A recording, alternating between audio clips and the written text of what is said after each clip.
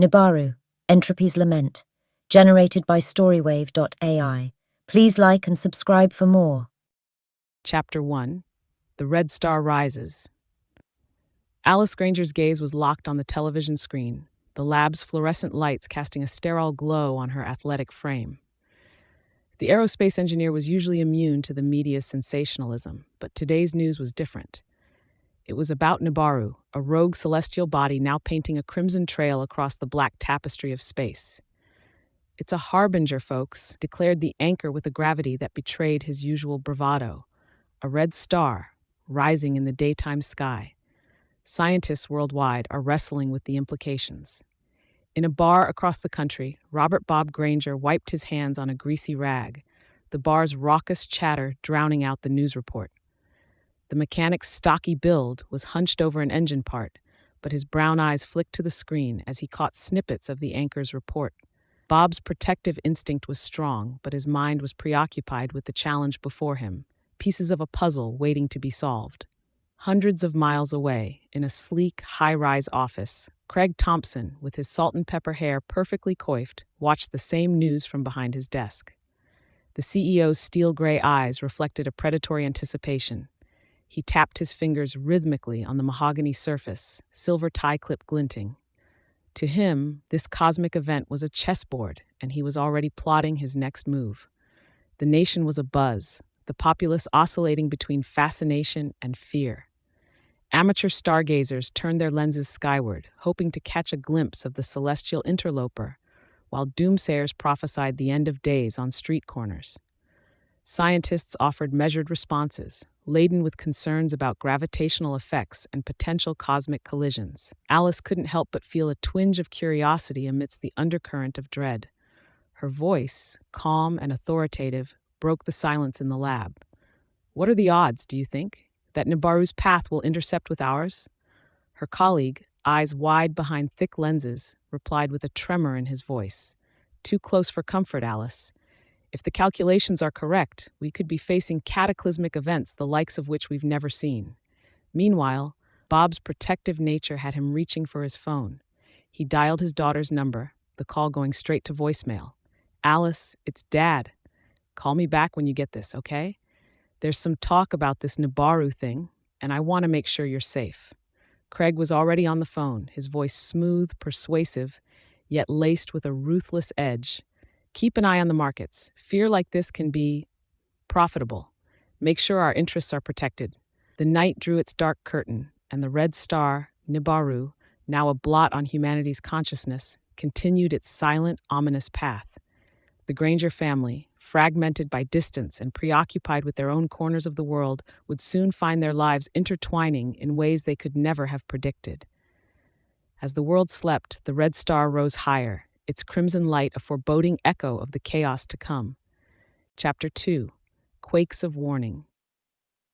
In the sterile silence of the lab, the low rumble of the Earth's protest was barely perceptible, but to Alice it was as if the world itself had exhaled a dire forewarning. She steadied herself against a console as delicate instruments trembled, a ballet of unnerving precision. "Did you feel that?" Her colleague's voice was tinged with the sharp edge of concern. Alice nodded, her hazel eyes scanning the data streaming across the screens. "Seismic activity. It's starting, isn't it?" Her voice was a whisper, not of awe, but of a creeping realization of Nibaru's influence. Across the country, Bob felt the quake in a more primal way. The ground beneath his workshop groaned, tools clattering from shelves. He lunged to catch a falling wrench, his protective instinct not just for his family, but for the order in his world of machines. "Damn," he muttered, his gruff voice betraying a rare flicker of vulnerability. Earth's got a temper today. The tremors reached even the lofty heights of Craig's office tower, where the CEO stood at his panoramic window, overlooking the city as it shuddered. His fingers ceased their rhythmic tapping, and a sly grin curved his lips. "A shake-up in every sense," he mused aloud. "Time to make some moves." As the initial quakes subsided, Alice's resolve hardened. She snatched her phone, her fingers dancing over the keypad with practiced urgency. "Mom, it's me," she began as soon as the call connected. "I'm coming to get you. Pack essentials. Nibaru is no joke, and we can't predict what's next." Her mother's response was a blend of confusion and concern. "But your father and brother, I'll find them. We need to be together." The certainty in Alice's voice brooked no argument. Meanwhile, in the heart of the city, the populace stared at cracked walls and felt the unease of a planet rebelling. Whispers of Nibaru's influence spread, igniting a tinderbox of fear. The air was thick with the scent of anxiety, conversations punctuated by the aftershocks. In a cafe, two strangers shared a table, the cramped conditions forcing an unexpected camaraderie. "This is just the beginning, isn't it?" The first, a young man with nervous energy, clutched his cup as if it were a lifeline. The second, an older woman whose eyes had seen decades of life's caprices, nodded solemnly. "When the earth speaks, child, it's our duty to listen." As night descended, the tremors grew more bold, the earth's crust groaning under the celestial strain.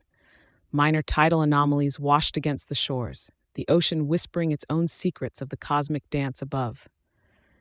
Alice's reunion with her mother was brief, their embrace a fleeting moment of warmth in the gathering storm. They turned their eyes to the horizon, where the red star, Nibaru, pulsated with an ominous light. "Let's find Dad and your brother," Alice urged, her demeanor as much a shield as her intellect. "Before this gets any worse." The Earth's quakes were but a harbinger, a prelude to a symphony of chaos, as a family sought unity in the face of an indifferent universe. The cosmos, it seemed, paid no heed to human designs, and Nibaru's passage was a testament to the vast, uncaring expanse. The Grangers, and indeed all of humanity, stood on the precipice, the ground beneath their feet, as tenuous as their grasp on the future. Chapter 3, A Fractured Path. The first signs were subtle. A static crackle on the radio, a flickering streetlight. But as Alice tried to call her brother, the true extent of the disruption became clear. Each attempt to connect ended in the cold disconnection tone, a symphony of failure that raised her anxiety. "Network's down," she muttered, eyes scanning the skyline where a flock of birds scattered in disarray, as if reflecting the scattered state of human connectivity. Her mother, a woman of weathered grace, laid a steadying hand on Alice's shoulder. "We'll find another way." Bob, miles away, was jolted from his task by a guttural roar from the earth. Not just a tremor, but a violent upheaval that sent a shockwave through the ground, toppling equipment and fracturing the concrete under his feet. He scrambled outside just in time to witness a distant mountain belching ash and smoke into the sky, a dark omen rising. "Crikey," he gasped, the sight cementing his resolve. "Alice," he turned to his colleague, a wiry man with sweat staining his brow. "I need to find my daughter. If the roads are out, I'll take the back ways." The man nodded, his own thoughts racing to his family. "Good luck. We're all trying to get to ours." Travel by road was becoming a gamble, each mile fraught with the risk of aftershocks or worse. Cars lined the highways, their occupants stranded by the whims of a planet in flux. Craig, meanwhile, surveyed the screens in his control room, each one flickering with the pulse of failing systems. "Secure the backups," he commanded, his voice still holding its persuasive edge despite the chaos. "We can't afford to lose data now."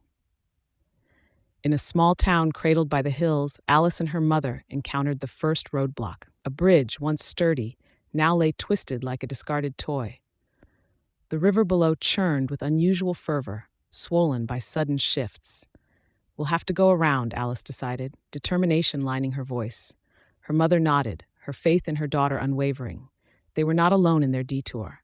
A cavalcade of vehicles, each one a capsule of uncertainty, snaked through the alternative routes, seeking passage through the unpredictable terrain. In a roadside diner turned shelter, conversations stirred with the scent of coffee and fear. "Can't even call my sister," lamented a trucker, his burly form hunched over a mug. "Feels like the world's shutting us out." The waitress, a woman with kind eyes and a smile that had soothed many, refilled his cup. "We've weathered storms before. We'll get through this one too." As day bled into evening, the fractured path lay ahead, an uncertain journey for all. For Alice, Bob, and their dispersed kin, the struggle to reunite was more than a quest, it was a necessity, a thin thread of hope to cling to as the world trembled on the brink. The fractured communications, the perilous roads, were but symptoms of a deeper rupture, a world lurching beneath the shadow of Nibaru, its red gaze unflinching, its purpose enigmatic. In this new, precarious reality, the Grangers would have to navigate more than just the physical distance that separated them. Chapter 4. Misplaced Trust. The air buzzed with a cacophony of voices as government officials stood on the makeshift podium, their assurances echoing through the crowded hall where Alice had found temporary refuge. She stood among the sea of people, her aerospace engineer's mind dissecting every word, searching for a chink in the armor of their promises. "They're saying they've got a plan," Alice murmured into her phone, hopeful yet skeptical, as she tried to relay the information to her mother, nestled in a safe corner of the town's library. Her mother's response crackled through the phone, laden with weary skepticism. "Plans are only as good as their execution, Alice. Be careful whom you trust." The hall's fluorescent lights flickered as another official took the stage, his voice a soothing balm to the frayed nerves of the audience. "We have secured locations for everyone. Please remain calm and follow the instructions of your local emergency services." Alice clutched the phone tighter, squinting at the figure on the stage. "They seem confident, Mom. Maybe this is our best chance." In a distant city, Craig leaned back in his leather chair, a smirk playing on his lips as he watched the news feeds. His phone was a lifeline to the elite, offering them a coveted spot in his state-of-the-art private bunkers for a price that would make Midas blush. "Supply and demand, my friends," he intoned into the receiver. "In times like these, safety is a commodity." Meanwhile, Bob navigated the treacherous roads, the map spread across his truck's passenger seat. Each checkpoint he passed was a reminder of the mounting pressure, the grip of authority tightening as the situation grew more desperate. At one such barricade, a young guard with a face too fresh for the uniform he wore stopped him. "Sir, I need to redirect you." "Official orders." Bob's patience waned, his gruff voice betraying a hint of frustration. "Son, I'm just trying to get to my family. You understand that, right?" The guard's eyes softened, but he remained firm. "I do, sir, but I have my orders. Please, take the detour."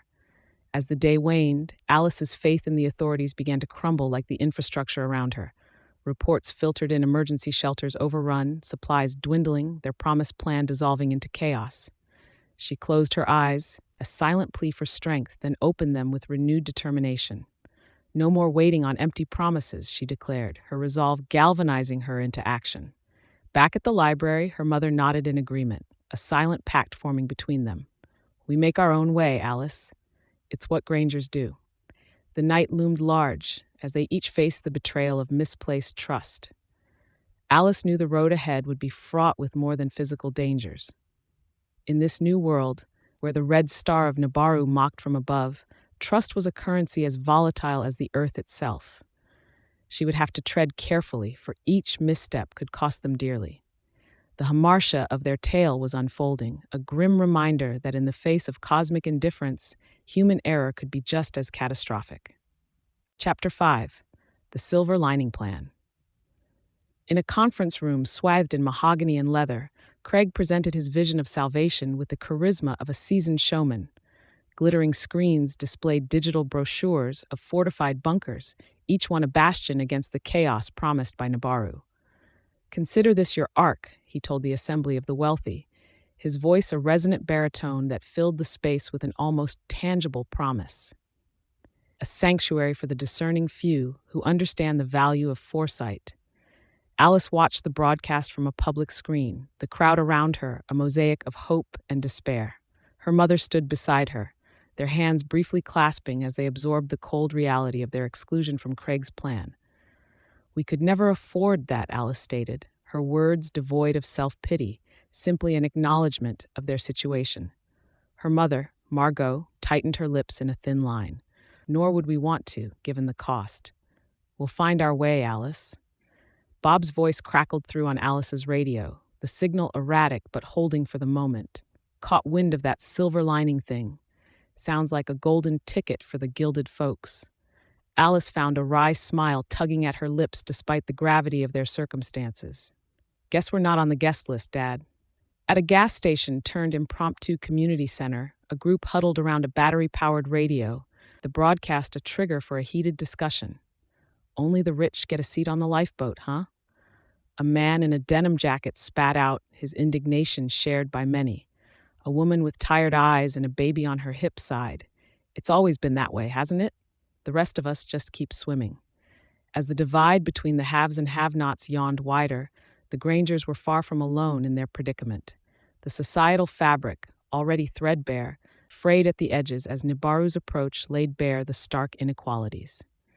Alice and Margot made their way through the disarray of the city, past barricades and queues for basic supplies. Their destination was a community shelter, a stark contrast to the luxury promised by Craig's plan. In the shelter's crowded confines, they were greeted by faces etched with concern. A robust man with a commanding presence addressed the assembly. "Listen up, everyone. We can't rely on fantasies of silver linings. We have each other, and we'll weather this storm together." Alice nodded, her expertise as an engineer already turning towards practical solutions. "I can help with the structural safety checks, make sure we're as secure as possible." Bob, navigating the outskirts, passed a billboard advertising Craig's silver lining plan. Its pristine facade stood in mockery of the world's disintegration. He turned away, his path unwavering. "We make do with what we have," he murmured to himself, his conviction a compass guiding him through the turmoil. The night fell, a cloak of stars obscured by the baleful glow of Nibaru. Its menacing presence was a constant reminder of the hubris of those who believed they could outpace destiny with wealth and power. The Grangers, united in their resolve, would carve their path through the bedlam. No silver lining was needed for those who carried the light of determination within them. In a world where the illusion of control was shattered, they would hold fast to the one thing that remained unbroken: their bond. Chapter 6. Veiled Desperation. The atmosphere in the city smoldered with tension, the once orderly streets now a labyrinth of barricades and despair. Bob maneuvered through the turmoil, his truck a bastion of resiliency amidst the clatter of unrest. The mechanic's steady hands gripped the wheel, his focus unwavering as the chaos unfolded like a grotesque tapestry around him. "Out of the way!" A hoarse voice screamed as a man darted in front of the truck, clutching electronics pillaged from a nearby store. Bob slammed on the brakes, his heart hammering against his ribcage. "What's happened to us?" he muttered, scanning the pandemonium that had replaced the civil society he once knew. The scene was punctuated by the shrill cry of alarms and the acrid scent of smoke as buildings bore the scars of looting. The veil of civility had been ripped away, leaving raw desperation in its wake. Craig, ensconced in his fortress of affluence, monitored the anarchy from his array of screens. The sight did little to dampen his spirits. If anything, it served as a vindication of his actions, a confirmation that his silver lining plan was the only rational response to the world's unraveling. "Make sure the perimeter is secure," he instructed his security team over the intercom, his voice as smooth as ever, though now tinged with a hint of steel. Elsewhere, Alice, her mind a whirlwind of equations and survival probabilities, sought to bring order to the community shelter. Drawn to the makeshift command center, she found herself in the midst of a heated debate. "We need a rationing plan, or this is going to get much worse," a stout man in a volunteer vest argued, his face flushed with urgency. "You were talking about controlling food like it's a dictatorship," another retorted, panic edging her words. Alice interjected, her tone commanding attention. "It's about survival. We can let fear dictate our actions. Working together is our only chance." Her words seemed to resonate, and for a moment the tide of fear ebbed, replaced by a fragile consensus. Bob pressed on, witnessing scenes that would have seemed implausible just days before. Luxury cars abandoned as their owners fled to promised sanctuaries, while others fought over scraps of sustenance and hope. He paused at an intersection, watching a group overturn a police car, the vehicle's siren wailing like a wounded animal. "Bob, you there?" It was Alice's voice, crackling through the radio. He grabbed the handset, relief flooding him at the sound of his daughter's voice. "I'm here, Alice. It's madness out here. Stay safe, Dad. We were working on something here. Something for everyone," she replied, the weight of leadership settling on her shoulders. As the night descended, the fabric of society continued to unravel, the veneer of order stripped away to reveal the frayed edges beneath. The rich and powerful clung to their illusions of safety, while the Grangers and countless others faced the stark reality of a world divided. In this grim mosaic, the hubris of those who believed they could escape the inevitable was laid bare. The true measure of humanity would be found not in the sanctuaries of the privileged, but in the shared struggles of the many. Chapter 7. The Pull of Nibaru. Alice stood before the expansive window of the community center, the turbulent sky outside mirroring the tumult within her. The once predictable patterns of weather had been cast into disarray. The heavens now unleashed their fury as if in defiance of the very laws of nature. Bob's voice crackled through the walkie-talkie, the connection teetering on the brink of silence. "Alice, you see in this? The sky's got a temper worse than old Mr. Henderson's bull." She pressed the device to her lips, her response measured despite the turmoil that clawed at her chest. "I see it, Dad. Nibaru's not just a light in the sky anymore." Margot, her face a canvas of stoic concern, wrapped an arm around Alice's shoulder. "You've always chased the stars, my dear. I never thought they'd chase us back." The sirens wailed in the distance, a chorus of doom that sent a shiver down the spines of all who heard. The community center, a sanctuary for many, had become an ark upon tumultuous seas as monstrous hurricanes formed with bewildering speed, their names soon lost in the cacophony of destruction. A group huddled around a battery-operated radio, the voice of a weathercaster, a faint beacon amid the static. "Volcanic eruptions across the globe," he announced, his voice tinged with disbelief. "The ring of fire is alive." Craig, observing the chaos from his secure location, found his usual poise faltering. The screens that once showed figures and projections now displayed a world in rebellion against order. "Keep the satellites focused on the bunkers," he ordered, though his command was more a plea than a directive. A stout man, his face hardened by the sight of too many disasters, turned away from the radio, addressing the room. "We've got to keep our heads. Help each other. It's the only way." Alice nodded, her engineer's mind already sifting through potential solutions, a bulwark against despair. "We need to reinforce the structure, check the supplies," and Margot interrupted gently, her voice a lifeline in a sea of uncertainty. "And we need to be together, as a family." Bob, navigating his truck through the anarchic streets, dodged debris that flew like the harbingers of Armageddon. "I'm on my way," he replied, the words a vow he intended to keep. The earth heaved a sigh, the ground beneath them quaking with newfound vigor, a testament to Nibaru's unyielding grip. Buildings groaned, the sound a death knell to the old world, as fractures spread through the concrete like the web of some gargantuan spider. In these harrowing moments, Alice felt the weight of realization press upon her. The end of everything she knew was not just a possibility. It was unfolding before her very eyes. "We stand together," she affirmed, her voice carrying across the crowded room. "We adapt, we fight, and we survive, together."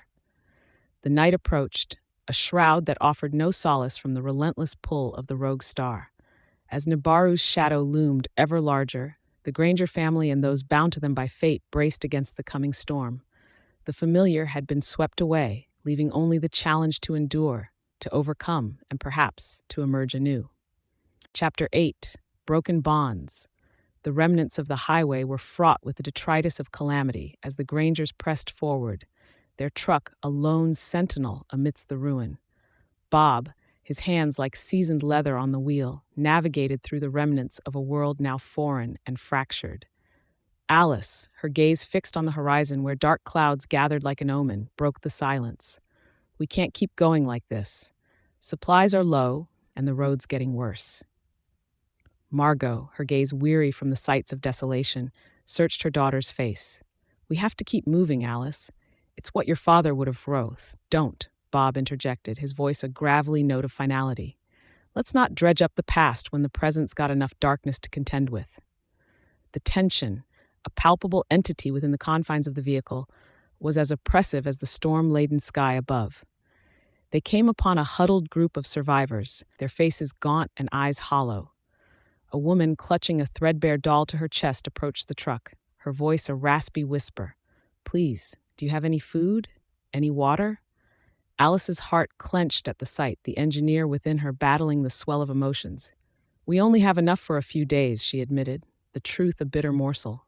The woman nodded, a hollow acceptance in her gaze. "Thank you for stopping. Most just drive on by." Bob reached into the back, pulling out a small parcel of rations. Here, it's not much, but take it. Their eyes met his, a deep well of sorrow, hers a mirror of loss. In that moment, the shared humanity bridged the gap of their circumstances. As they drove away, the silence returned, now heavy with the unspoken acknowledgement of their own fragility. Margot finally spoke, her voice soft. "We're all hanging by the same thin thread, aren't we?" Bob's grip tightened, the knuckles whitening. "We're not like them, Margot. Not yet. We can't afford to be."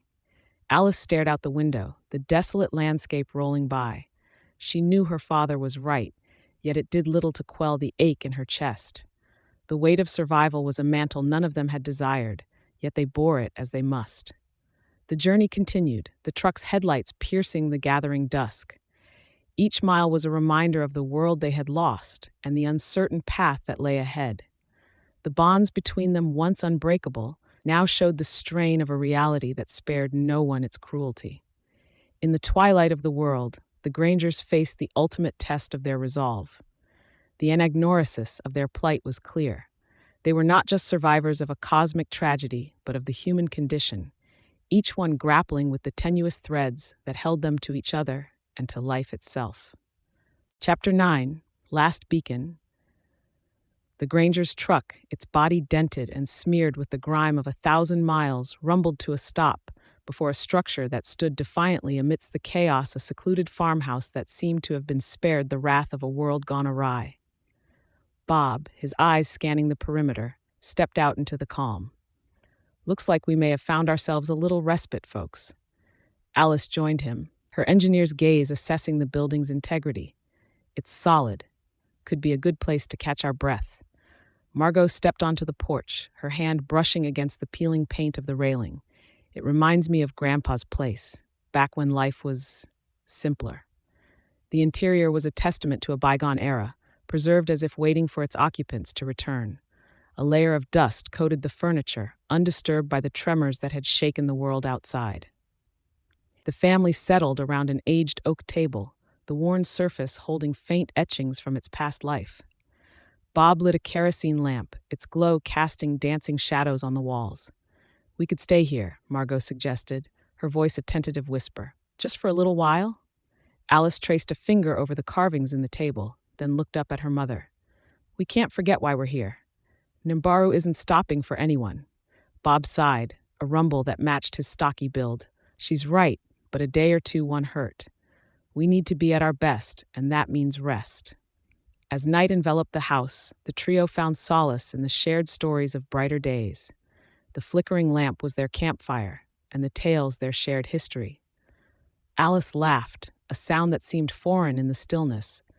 "Remember when Dad tried to fix the roof and ended up chasing the shingles down the street?" Bob chuckled, his beard twitching with the mirth of the memory. "Guy never did understand gravity the way you do, kiddo." Margot's eyes brimmed with warmth. "And the time we all went camping, got lost, and ended up in that other family's campsite?" They embraced the moments of levity, a precious currency in the economy of their current existence. Morning found them in contemplation, the farmhouse a silent witness to their dilemma. The world outside the walls remained a maelstrom of uncertainty, but within, the notion of hope persisted. "We should move on, shouldn't we?"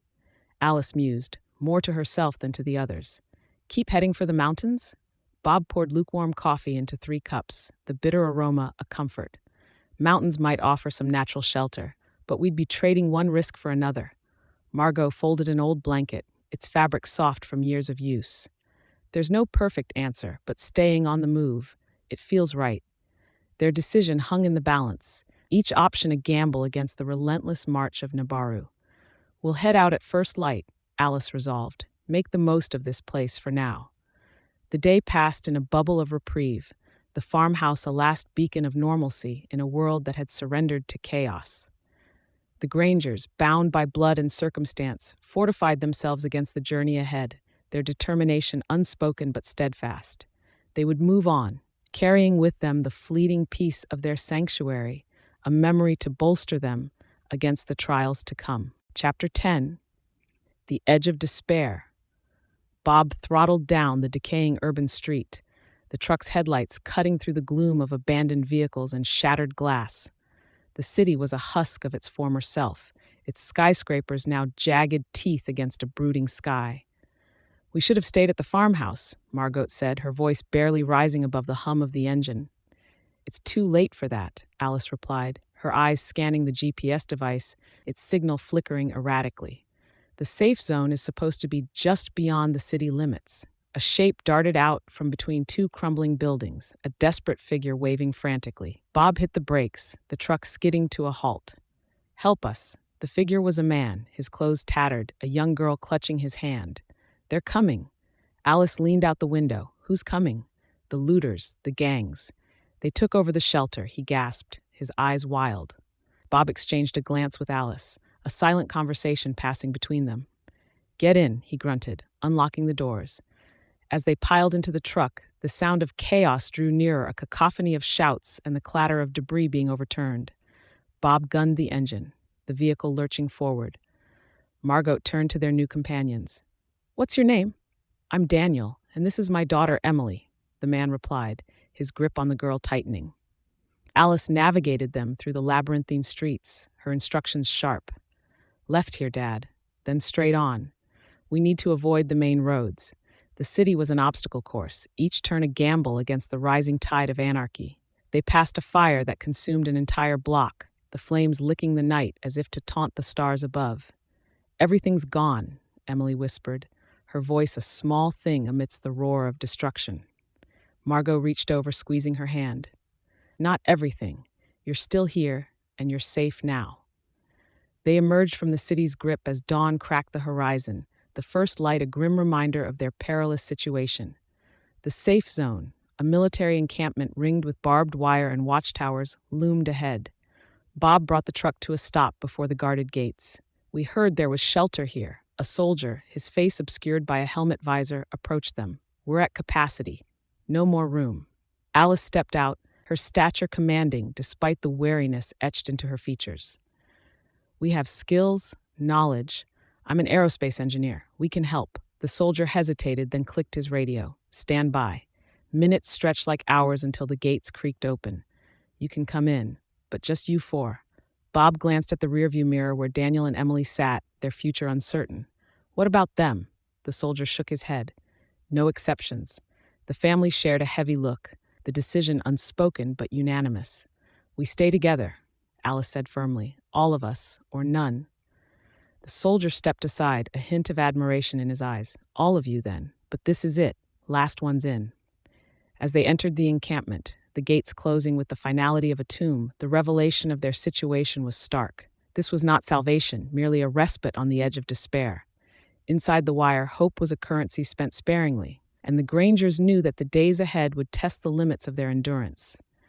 The peripetia of their journey had led them to this moment of fragile security, a precarious ledge on the brink of an abyss.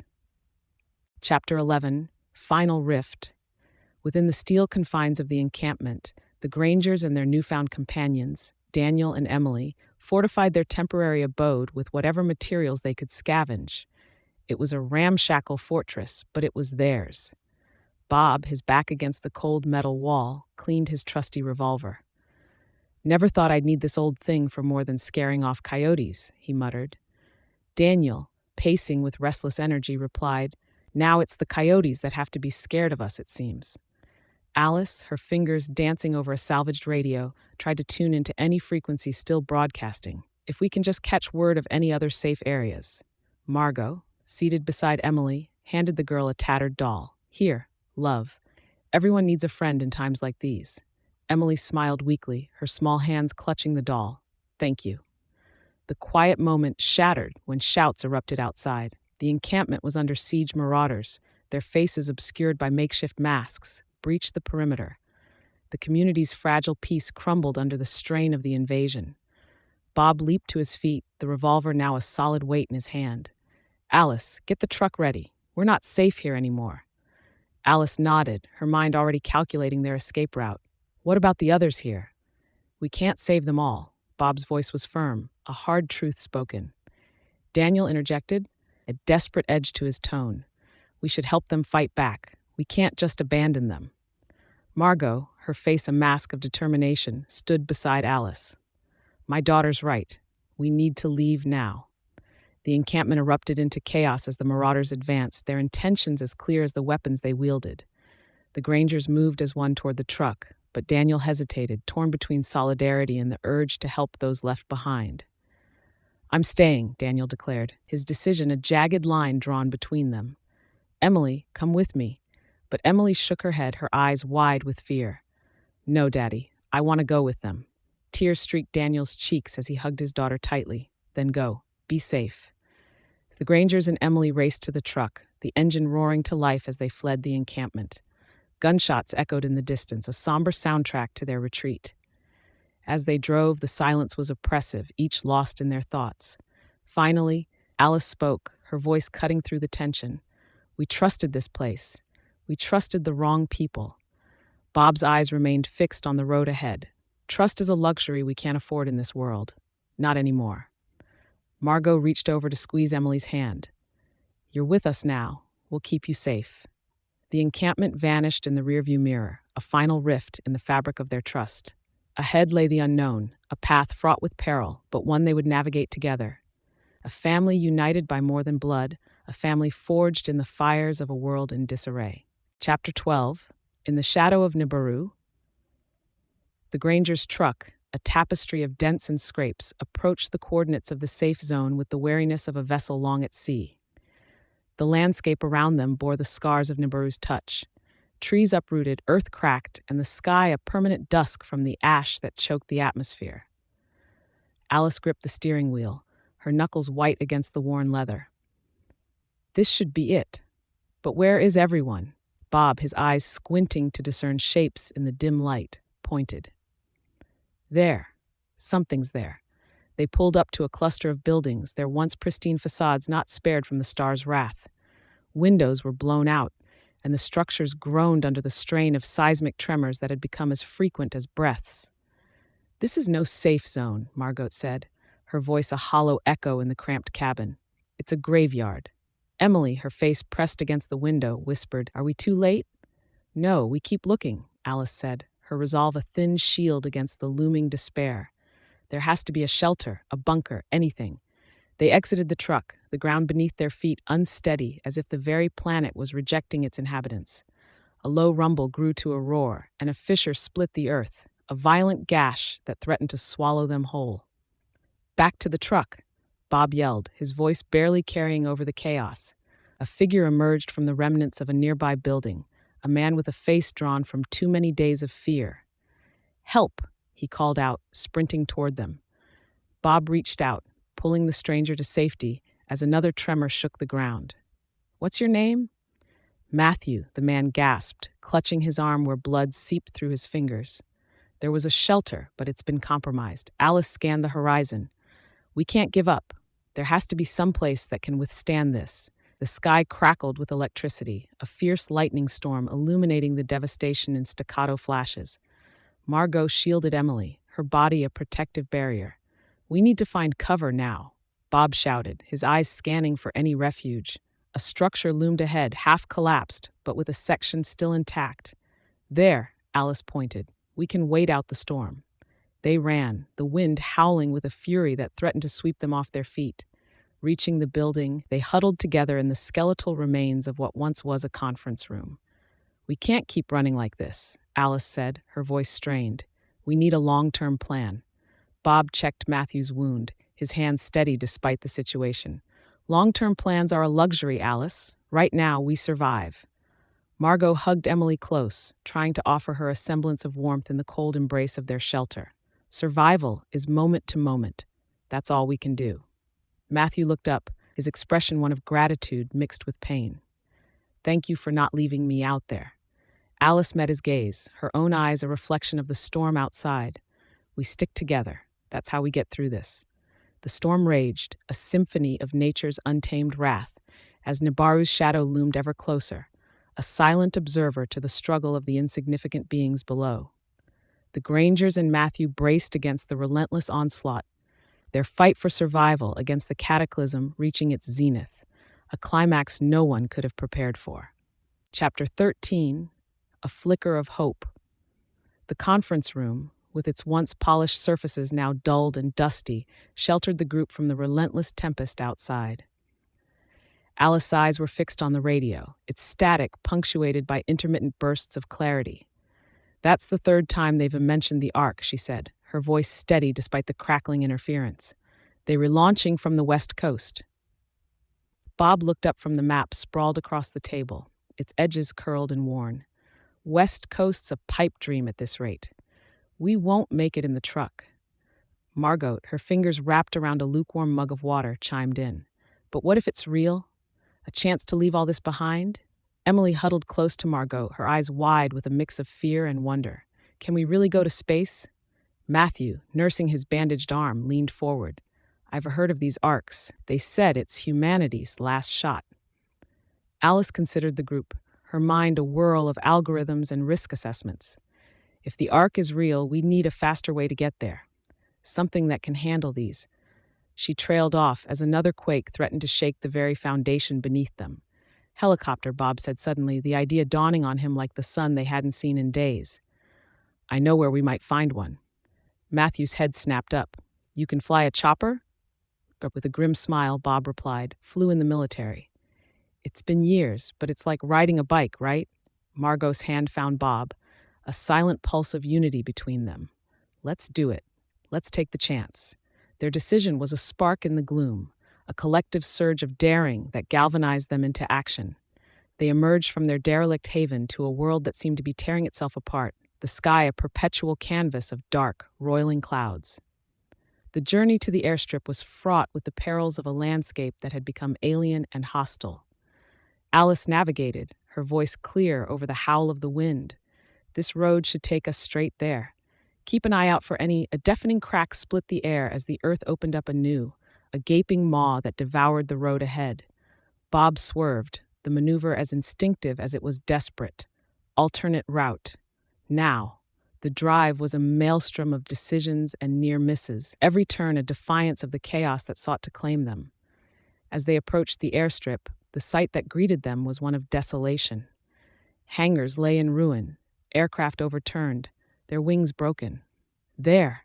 Emily pointed to a helicopter that appeared largely intact.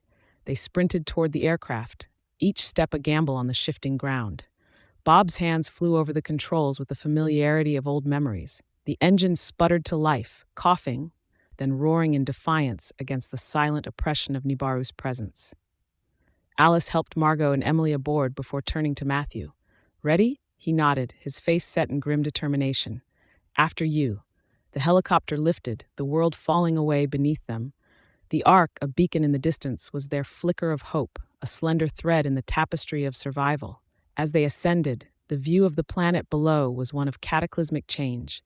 Yet within the chaos, there was a moment of clarity, a choice made, a risk taken, and the possibility of a future. The flight was a gauntlet, the air as treacherous as the ground had been. But Bob's steady hands guided them onward, each heartbeat a step closer to salvation, or so they hoped. The Ark loomed closer, a monolith against the horizon, its promise of escape within their grasp. The family held their breath, their fate now hinged on the success of this final, desperate gambit. Chapter 14, Worlds Collide. The ground convulsed violently beneath them as the Grangers clung to anything stable. The shelter they had found was little more than a matchstick house in the face of Nibaru's wrath. "Bob, where's Emily?"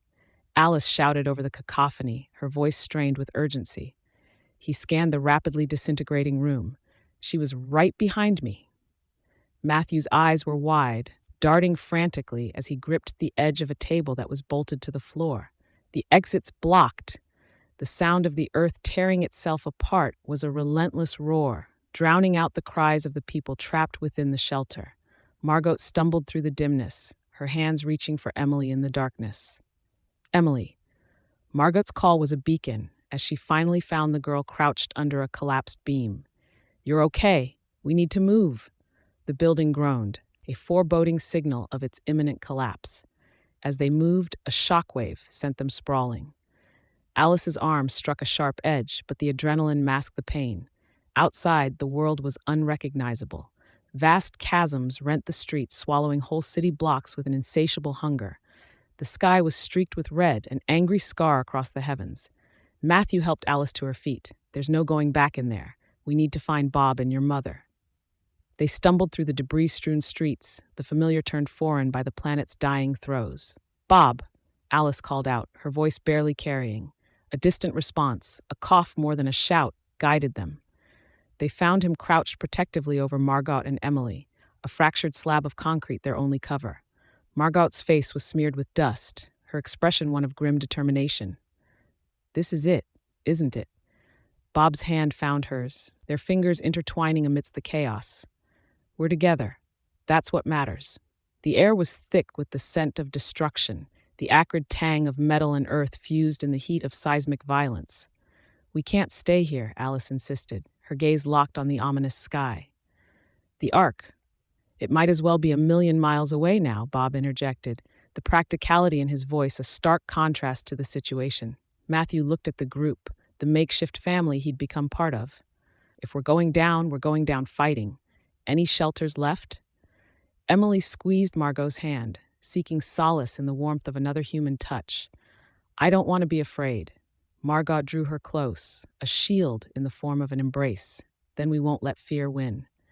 They made their way toward the outskirts of the city, the land around them a shifting, treacherous maze. With each step, they faced the reality that the world they knew, the lives they had lived, were fragments of a past being erased with violent finality. The once majestic skyline was now a silhouette of crumbling monuments to human achievement, succumbing to the relentless force of Nibaru's approach. As the earth beneath them split and buckled, their path forward became a question with no answer. The sky above was a canvas of sorrow, painted with the colors of a dying world. In the shadow of the end, the Grangers held tightly to one another, a unity found in the face of an unfathomable abyss. The catastrophe was not just of their world, but of their very existence. Yet in this moment, as worlds collided, they found a profound truth in their bond, unyielding even as the planet shattered around them. Chapter 15, Entropic Requiem.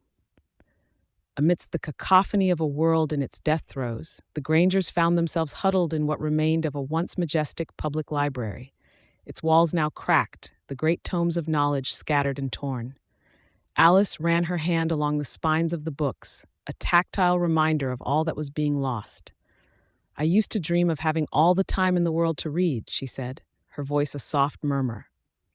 Bob stood by the shattered window, watching the relentless advance of the cataclysm. Dreams seemed like a luxury now. Margot settled beside Emily on a toppled bookshelf that now served as their bench, her presence a comforting constant for the young girl. We're alive, though. That's something, isn't it?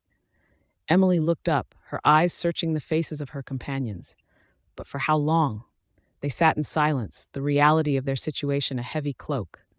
Matthew, who had become an unexpected addition to their group, shuffled through the debris, retrieving a weathered photo album. He flipped through it, the images of strangers' smiling faces a stark contrast to the grimness around them. These people, he said, pausing on a page, they had lives, stories. Now they're just memories. Bob took the album, gazing down at it. We all become memories, eventually. Alice knelt beside Emily, her gaze meeting the girls. We fought hard. We didn't give up. That means something. Margot reached out, her fingers tracing the lines of worry that had etched themselves into Alice's face. We did what we could, darling. We stayed together. The ground beneath them rumbled again, a harsh reminder of the unstoppable force tearing their world apart. They could hear the distant crashes of buildings succumbing to the relentless quakes, the air filled with dust and the scent of ruin. I'm scared, Emily confessed, her voice breaking in the dim light. Bob moved to her side, his gruff exterior softened in the moment. We all are, kiddo. It's okay to be scared. Matthew closed the photo album, setting it aside. In the end, it's just us in the dark, isn't it? Alice drew a deep breath, her engineer's mind always searching for solutions now coming to a quiet acceptance. Not just the dark. Us, together. Bob exhaled slowly, his eyes meeting those of each person in turn. We've been through hell to get here, to this moment. If this is our end, then let's face it as we've faced everything else united. As the world outside crumbled, the light within the library dimmed, the shadows elongating as if reaching out to claim them. The Grangers and Matthew linked hands, a small island of solace in the midst of chaos. "Remember when the skies were blue?" Margot whispered. "And when the ground didn't shake," Bob added, a half smile on his face. "When we thought we could outrun the stars," Alice said, a tear glinting in the corner of her eye. They sat together, reflecting on the fleeting beauty of existence, the impermanence of their endeavors, and the love that had bound them in the darkest of times. As the final tremors raged and the roar of the breaking planet filled their ears, the Grangers and Matthew embraced, their collective heartbeat a testament to their journey, a requiem for a world and a symphony of human connection. The darkness grew, a tangible entity swallowing the remnants of daylight. Their world, under the relentless pull of Nibaru, fractured and faded, leaving behind only the echoes of the lives that had danced upon its surface. In these last moments, they found a poignant peace, a love that transcended the entropy that claimed them. Chapter 16, The Silent Void. The remnants of humanity clustered within the confines of the Ark, a spherical vessel that hummed with the subdued activity of systems keeping them alive. The Grangers, along with Matthew and Emily, settled into the rhythm of their new existence, their eyes often drawn to the portholes that revealed the endless expanse of space. Alice, her hair floating slightly in the low gravity, turned away from the window to face the others. "It's hard to believe, isn't it, that everything we knew is just gone?" Bob nodded, his voice steady, but his eyes betraying the depth of his thoughts. "Gone, yes, but not forgotten. We carry it with us." Margot, her hands wrapped around a mug of synthetically brewed tea, sighed. "I keep thinking about the little things, the smell of rain, the sound of traffic." Emily, now a de facto member of the Granger family, clutched a digital frame that cycled through images of Earth's landscapes. "Will we ever feel grass under our feet again?" Matthew, who had taken to meticulously organizing their limited supplies, paused to glance at the group. "We have a chance to rebuild, to start anew." "That's more than we could have hoped for." The conversation was a tapestry of their reality, a blend of mourning and forward-looking determination. They had been through the unimaginable together, and now they faced the daunting task of forging a path forward. A community meeting was called, the survivors gathering in the Ark's central chamber, a room designed for assembly. The Grangers took their place among the others, each person's gaze filled with a mix of trepidation and resolve. The captain of the Ark, a woman with a commanding presence, addressed the assembly. "We have been given a second chance, but it comes with great responsibility. We must work together to build a society that learns from the past." Alice's mind, ever the engineer's, was already considering the practicalities. "We'll need to establish a sustainable food source, hydroponics, maybe even aquaponics." Bob, who had always had a knack for mechanics, added, "And we'll need to keep the Ark's systems running smoothly. I'll put together a maintenance team." Margot, whose empathy had always been her strength, spoke softly. "And we need to take care of each other, not just physically, but emotionally. We've all lost so much." The captain nodded in agreement. "Exactly. We can't ignore the psychological impact of what we've been through. We'll set up support groups, share our stories, and help each other heal." The meeting continued, a flow of ideas and plans for agriculture, education, and governance. The Grangers were at the heart of it, their experiences and skills vital to the nascent society. As the meeting dispersed, the survivors returned to their quarters, the weight of their new reality settling upon them. But within that weight was a spark of hope, a sense that, despite everything, they carried the seeds of a new beginning. In the silent void of space, the Ark drifted, a beacon of human resilience. The Grangers, bound by blood and circumstance, looked to the future. They had faced the end of a world, but now they embraced the challenge of creating something new from the ashes of the old. The catharsis of their journey was etched into the fabric of who they had become, a testament to their strength and their ability to adapt. In the silence, they found a shared purpose, a collective will to survive and thrive, no matter the darkness that surrounded them.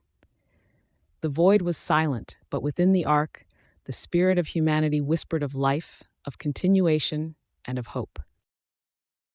Thank you for listening. Subscribe now and visit our website, StoryWave.ai, to start creating your own generative audiobooks today.